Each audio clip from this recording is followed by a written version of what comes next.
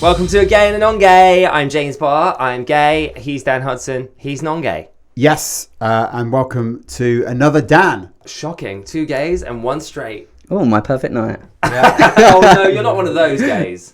No. Today we are joined by a friend of mine and the incredible author Daniel Harding, who today has a book out called Letters to My Younger Queer Self, and it's full of voices from the LGBTQIA plus community writing a letter to their past selves. I kind of set out to do this because ages and ages ago, I was talking to my publisher, and I was saying, like, we really do, like, sometimes write to our younger selves what I do in my mind, and I'm always talking to, like, sort of my past self, like saying things like, oh, I wish you'd done that, I wish you'd, if only you'd set up yourself for this, or I wish I could have gone back and stuff. And I think so often there's people, especially who's living their lives now, coming out, whether you're coming out later or you're coming out like sort of young age. I mean, I came out at 18, and you need advice. And I mean, reading it myself and reading like everyone's letter, because obviously I had to like edit the collection, I feel like I've learned from it, and I've sort of like taken on board things. And I think it's so important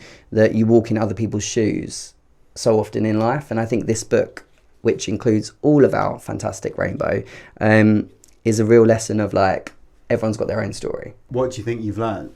I think I've learned to sort of like, I think everyone in life can be very judgmental and can sort of assume things, and can, especially if it's not like, obviously I'm gay, but I can't fully relate to someone who's lesbian, trans. I can't understand where their journey has been or what they're going through. And I think reading this book just reminded me that our journeys are so different. And even actually another gay versus another gay has been through different paths. And I think what it's reminded me is that we've all had such different paths, and I'm sure your letter's going to say the same.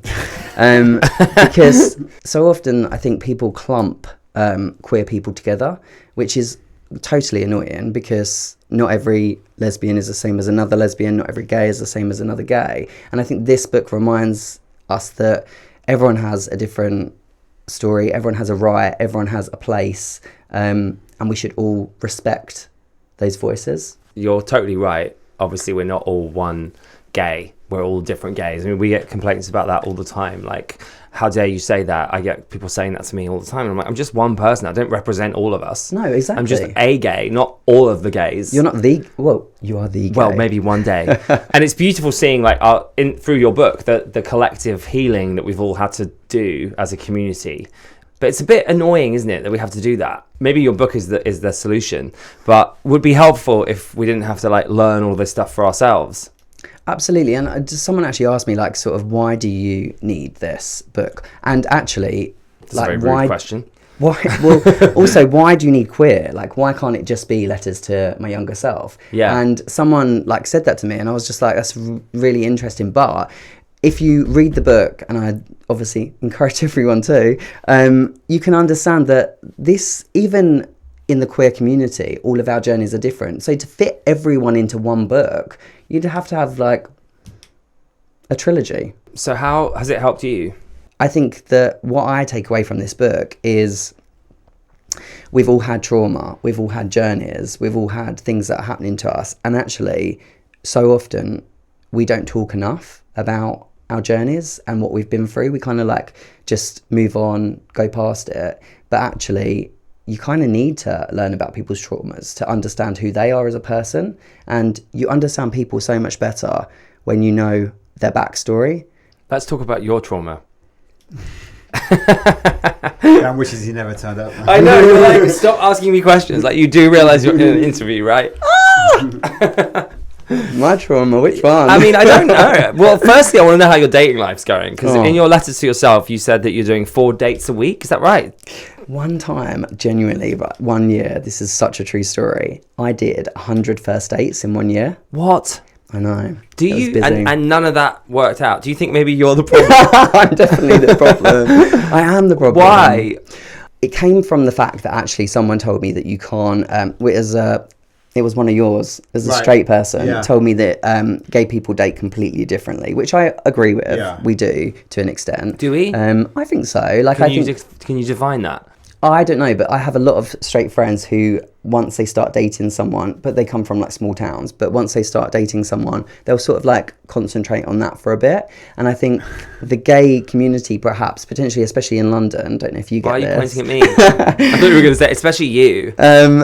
Probably are dating like multiple people, first of all, before they decide if they want to obviously commit to someone or have an open relationship, whatever sort of that looks like for you. Anyway, a straight person said to me, basically, oh my God, gay community dates like so different. Like, this is why you're single. And I was just like, well, I said, we might date differently, but I don't think that's why I'm single, because I think you can still meet someone. He was just like, you're never going to have a serious relationship. Right. That's a friend. It was someone who I used to go to school with. Let's just say that. A straight person. Straight person. Did you have sex with this person? Hold on. So a straight person that you had sex with told you would never be in a meaningful relationship? Essentially because you're gay is essentially why. Cool. But that sort of set me on a path that year, and I was just like, I was so determined. I was just like, no, fuck this. I am gonna like, I sort of like decided, and I'd been dating a lot, to be honest. I'm like in London, single, dating, and I just decided, sod this, I'm just gonna go for it this year. And I didn't set out to do 100 dates. They happened, but that's so interesting. It's easy to do though. 2 a week, yeah. It makes me sound such a slut, and it's doesn't not really. at all. No, it doesn't. I went on, oh my God, don't slut shame, not here. I went on a date with a guy in Australia, but it wasn't planned. We didn't match on an app. We just went for a coffee and then we had a few other dates. Is that a date? But then that's sort of... That's 100% a date. But it's not, because he doesn't live in the same country as me, so it's Still kind a of... date. It's Doesn't mean it's not a date though, does it? I don't know, it's like expiry dating, isn't it? Oh, I like that term. Where you know that it's going to reach an end. So but maybe that's why it's so exciting. Yeah. So I've done dates, to answer your question. I've been on dates, but it's always never been like planned dates. Yeah, I still think that's a date though. But I don't know if I've been on like any... I haven't been on dates in London. Definitely not. Oh. I avoid them. I don't Why? want... I just don't see the point, really. What I mean, I could ask you why you've been on 100 dates.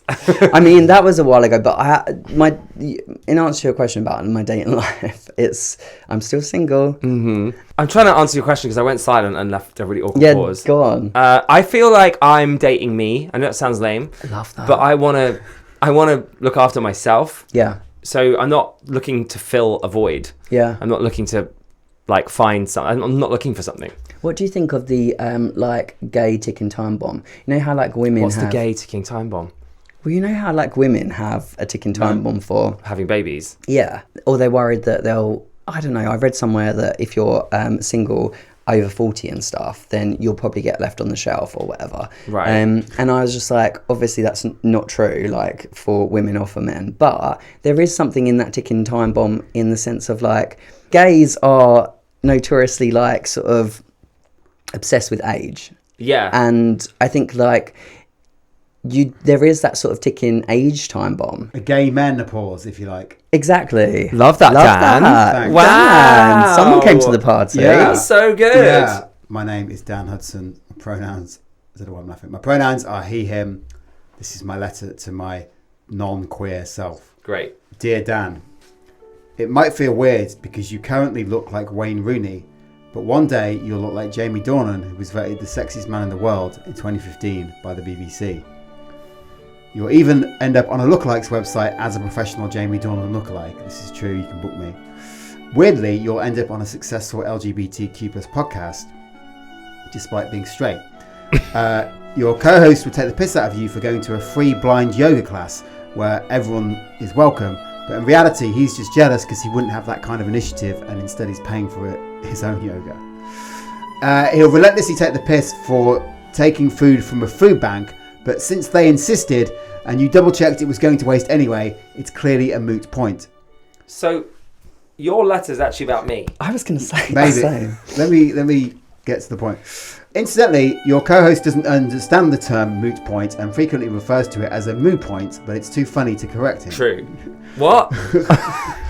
You don't end up getting any chickens, which is a real shame, especially since the price of eggs is now extortionate and people have been getting arrested for attempting to fly eggs across the Atlantic. Finally, when someone says they'll be around all day, apparently And James knows this, but not you. That means they won't be around until 5 p.m, which is actually not part of the daytime at all. That is the reason that this is letters to my younger queer self. One of the things you say, Dan, in the book, you mentioned a time in New York when everyone else goes to bed and then you get back up and go out. What's that about? I wish sometimes I didn't put things in. Do you know what I mean when No, you do that? I'm an open book. You said you were an open book in a WhatsApp to me. It's true, I'm too open. What do you want to know? Well, that just feels... I mean, to be fair, I have witnessed a gay person do that. As in, everyone's gone to bed, it's bedtime, and then the next day they're like, oh, it was a mad one last night. And you're like, what do you mean? Do you know what it was? So this was a time when I was in New York for a friend's wedding, very good friend, and one of my best friends. But it was full of straight people who all had partners, and I, the tragically single person, came as with no +1, paid the single person Tax. fee. Yeah, tax. What do you mean? You know, like it's more expensive to be single. Oh, right, yeah. So I was at this wedding, and anyway, a lot of my straight friends seem to end their night very early. So, like, for example, I'm in New York, and it's sort of a weekend, and Sort of a weekend? Or? well, it was like a Thursday, and it was like a long weekend. But you're in New York, you're on holiday or whatever, Yeah. and everyone was going to bed after dinner, which is fine. But dinner ended at like 9. Yeah. So I was just like going back to the hotel alone, and I was thinking, okay, this is fine. No, I've got a wedding in 2 days. This is like good. I'll do a face mask. I'll watch something in bed, and literally like took off all my clothes, and like got ready for bed, sort of thing, which is basically just my pants. So eat quite quick and easy, and then got into bed, and I was literally like sitting there thinking, I don't want to just watch something in bed in this lovely hotel room, but I was just like, why am I not going out alone? I'm in New York, like New York's fantastic for that. Yeah. So I just literally just like thought, fuck this, and I got back ready and went to like a gay bar and had a great night. Where did you go? It was Hush, which used to be Industry Oh, okay. and Therapy. I've been to Industry Yeah. and Therapy. Therapy, yeah, they're like opposite each other. I actually have only just So much realised fun. that it's called Therapy. I don't think I've ever talked about it sober, but it's hilarious that it's called Therapy. Yeah. Because no one in there's been to therapy. You don't know that. But yeah, I was encouraging me I'm to like coughing, sorry, live just- the night, like, and Right. just like, One I second, think that's so important. Hold on, I just want to cough. That's like one of my messages, like constantly. I think like so often I have FOMO, and I like have this fear of like sort of missing out or not doing enough. And sometimes you just have to be like, live in the moment. And that is something that I've heard so many people say to their younger selves. So that was just an example of me living in the moment. Thank you for asking, Dan. It just intrigued me. Have you ever had a solo night out? Yeah, all the time. Yeah, honestly, yeah. I find it upsets me that other people don't do it, actually. Yeah. I do most things by myself. There's a lot of people out there, including people listening to this, that won't go to the cinema on their own, and they won't go to gigs on their own or whatever, and I just think that's really sad. Because they've invented a reason why they can't, and they think that people are looking at them, but they're not, because nobody cares. Cinema just depends what the film is, though, I always think. What film? I don't know, like recently I wouldn't go to Bridget Jones. I really wanted to go, but I wouldn't Really? go on my own. Yeah. Did you go? No, I didn't. I haven't been either, so Should we go? Yeah, I'd love that. Why wouldn't you go on your own? I feel like Bridget Jones is just not the film. Do you know what I mean? It would be better with other people, yeah, but the level of admin involved is not worth the payoff of just going. Do you know what I mean? Yeah. I sort of felt like I'd just watch it on a plane one day, or in my flat. On that really tiny screen. Yeah, when it like comes out. Let's go.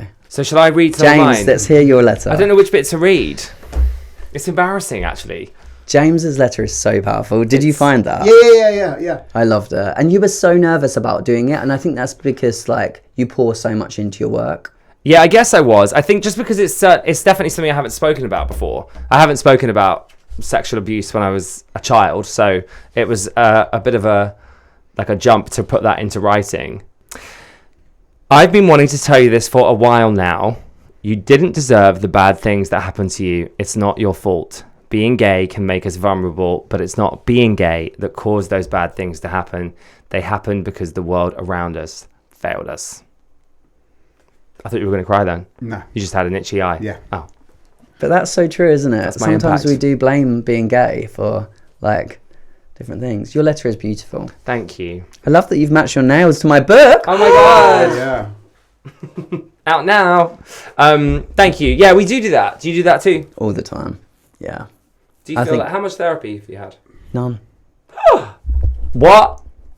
You've had none? No therapy? Someone told me, a date told me last year that I should look into therapy. Yeah.